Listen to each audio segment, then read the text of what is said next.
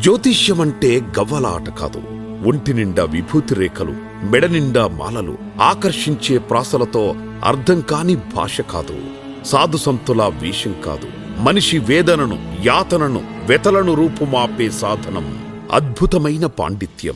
అలాంటి పాండిత్యం కలిగిన గురువులు శ్రీ గోవిందరాజు గారు. చిన్న వయసు నుండే వంశపారంపర్యంగా వచ్చే జ్యోతిష్య శాస్త్ర అనుభవంతో పాటు అద్భుతమైన గురువులు, నాగసాధువులు, అఘోరాల వద్ద అంకిత భావంతో కఠిన అభ్యాసం చేసి మంత్రతంత్ర సిద్ధి సాధించి వాక్శుద్ధిని పొంది చక్కని విశ్లేషణ సామర్థ్యంతో సమస్యల బాధతో వచ్చిన వారికి సమస్య కారణాన్ని సమూలంగా అర్థమై వివరించే వాక్చాతుర్యంతో ఎంతో మంది జీవితాల్లో ఆనందాన్ని, సంతోషకరమైన భవిష్యత్తును అందిస్తున్నారు శ్రీ గోవిందరాజు గురూజీ.